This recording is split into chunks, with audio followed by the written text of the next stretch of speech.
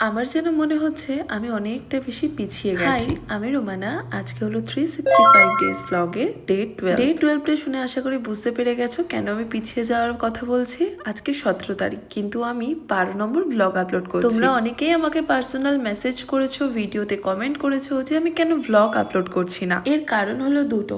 এক হলো আমার ফোনের স্টোরেজের প্রবলেম, কারণ সারাদিন অনেক আমার ভিডিও করতে হয়। আর সেকেন্ড রিজনটা হলো আমি যেভাবে তোমাদের জন্য প্রতিনিয়ত ভিডিও আপলোড করি সেরকম ভালো মোটামুটি ভিউজ যায়, কিন্তু তোমরা যারা দেখো তারা কিন্তু প্রত্যেকে না হলে 50%ও তোমরা কিন্তু লাইক করো না। 50%-এর কথা বাদে দিলাম, মানে তারও কমও যদি ধরি সেরকম মানুষ কিন্তু লাইক করো না। সে কারণে কেন জানো আমার আগ্রহটাও কমে যাচ্ছে। হয়তো 365 ডেজের ব্লগটা আমি কন্টিনিউ নাও করতে পারি।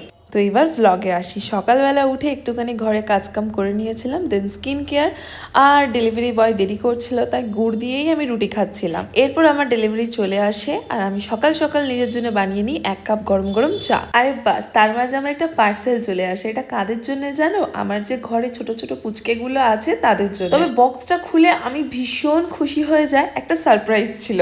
ক্যাট ফুড তো এসছে, এর পাশাপাশি দুটো কন্টেনারও এসেছিল। এই অফারটা অফলাইনে হচ্ছিল কিন্তু আমি ভাবতে পারিনি যে আমি অনলাইনেও পাবো। তো এই দেখো আমি কিন্তু দুটো কন্টেনারও পেয়ে গেছি। বলো তো এর মধ্যে কি রাখা যায়। এরপর দুপুর শাওয়ার নিয়ে আমি চলে আসি ছাদে আমার চুলগুলো শুকাতে, আর কি সুন্দর শুকিয়েও গেছিল। দুপুরে আর লাঞ্চ করিনি, সেই দুপুর থেকে সন্ধ্যা 7টা অবধি আমি এই লুকটা ক্রিয়েট করি, যেটা অলরেডি রিলস আমি তোমাদের সঙ্গে শেয়ার করেছিলাম। শুধু রিলস না, এর পাশাপাশি আমার কিছু প্রমোশনও করতে হয়েছিল। তারপরে আমি লাঞ্চ এবং ডিনার দুটো একসাথেই করে নিই। আজকের ব্লগটা এতটা। দেখা হচ্ছে নতুন কোনো ভিডিওতে। বাই।